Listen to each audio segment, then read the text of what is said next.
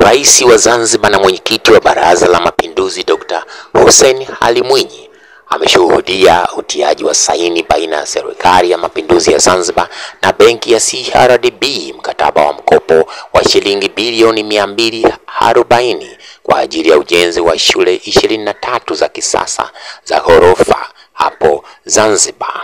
Hafla hiyo imefanyika Ikulu ambapo CRDB imewakilishwa na mtendaji mkuu wa taasisi hiyo Abdulmajid Nsekera na serikali imewakilishwa na katibu mkuu wa Wizara ya Nchi, Afisi ya Rais, Fedha na Mipango, Juma Maliki Akili.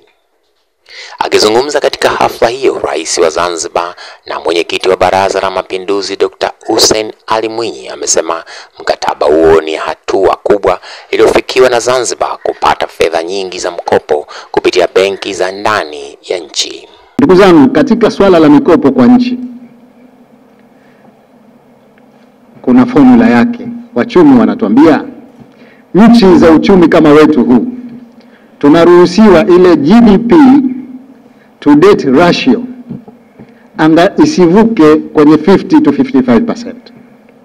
Sisi Zanzibar mkopo wetu to GDP ratio tuko 17%. Bado tuna room kubwa sana ya kuchukua mikopo. Ripoti ya CAG imeniambia hivyo, inasema bado Zanzibar hamkopi enough, mko 17% ratio ya GDP. Sasa hawa wanaokuja wakasema mnakopa sana, sijui hata hesabu hizo wanazitoa wapi. Lakini ndio wale aliosema naibu waziri hapa, tukiwa na mechi hapa ya Simba kesho kutwa, wa kwanza kununua tiketi wao, na wao ndio walisema ile uwanja haufai. Lakini skuli za ghorofa hizi watoto wao pia wanakwenda. Basi ni wasihi kwamba maneno yao kidogo wapunguze, madam haya mambo yanawanufaisha na wao. Dr. Mwinyi amefahamisha kuwa mkopo huo wa euro milioni 79 sawa na shilingi bilioni 240 utafanikisha ujenzi wa shule za ghorofa 23 katika maeneo yenye mahitaji ya shule huko Unguja na Pemba. Rais Dr. Mwinyi amefahamisha kuwa CRDB kwa kushirikiana na benki ya Udachi na kwa dhamana ya bima ya CESCE ya Uhispania wamewezesha kupatikana kwa mkopo huo utakaojumuisha upatikanaji wa vifaa vya maabara za kisasa, maktaba na vyumba vya kompyuta. Dr. Mwinyi amesema kwa mara ya kwanza Zanzibar imekopa fedha kupitia benki za ndani, jambo ambalo halikuwezekana tangu mapinduzi yalipofanyika mwaka 1964. Mkopo huu, fedha hizi zinatolewa na Deutsche Bank, zinadhaminiwa na wale tunaoita export credit agencies ya Spain, lakini zinadhaminiwa tena hapa ndani na CRDB kufika kwenye serikali yetu. Zoezi hili kulikamilisha linatuonyesha sasa kwamba kumbe vile tunaweza tukakopa fedha nyingi kutoka mabenki ya nje kupitia benki zetu za ndani. Kwa hivyo napenda nichukue fursa hii kuwashukuru kwa dhati kabisa benki ya CRDB kwa kuwa wa kwanza kushirikiana na sisi katika hili. Nyinyi ni wadau muhimu sana na tutaendelea kushirikiana nanyi kukamilisha miradi mingi ya maendeleo hapa Zanzibar.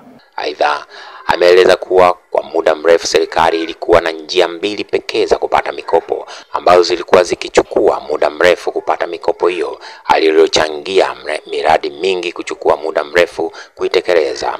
Ameeleza njia hizo kuwa ni kukopa kupitia dhamana ya serikali ya Jamhuri ya Muungano wa Tanzania na nyingine ni kutegemea fedha zinazotokana na bajeti ya ndani kwa ajili ya utekelezaji wa miradi ya maendeleo.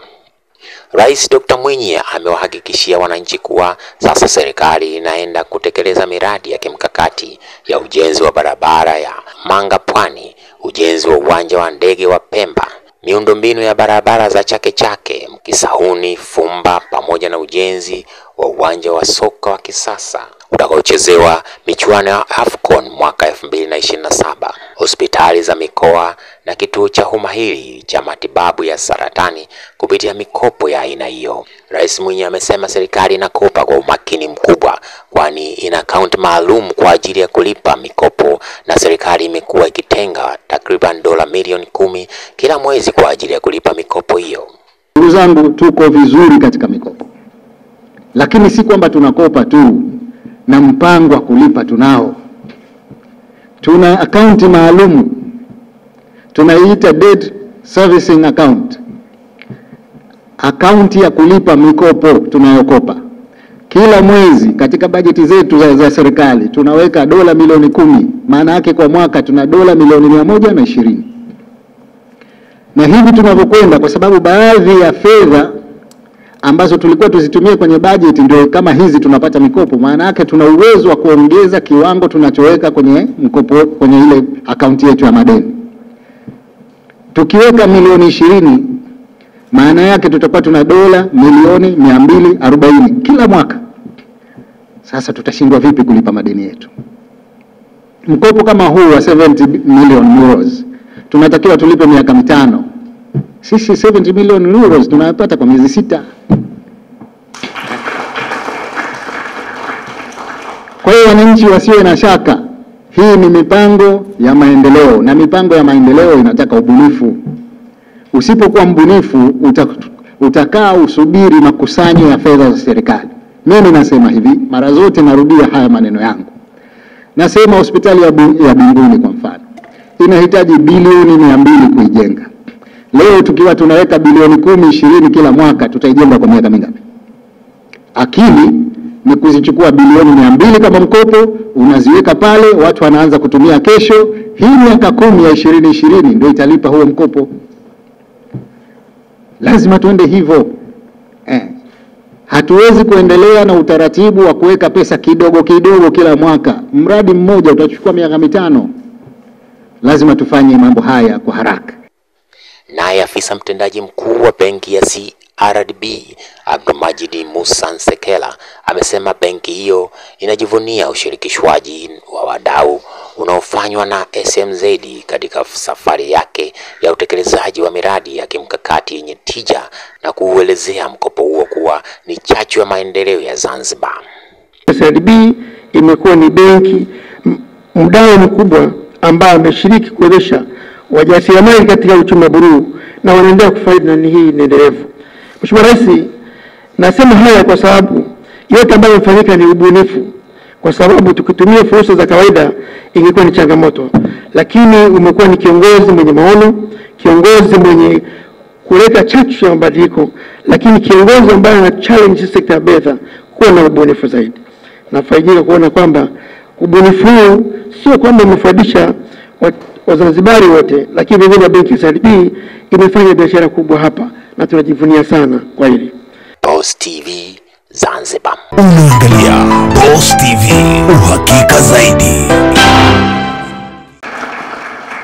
Mkopo huu, fedha hizi zinatolewa na Deutsche Bank, zinadhaminiwa na wale tunaoita Export Credit Agencies ya Spain, lakini zinadhaminiwa tena hapa ndani na CRDB kufika kwenye serikali yetu.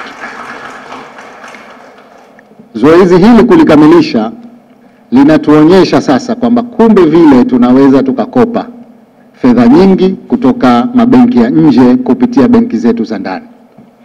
Kwa hivyo napenda nichukue fursa hii kuwashukuru kwa dhati kabisa benki ya CRDB kwa kuwa wa kwanza kushirikiana na sisi katika hili.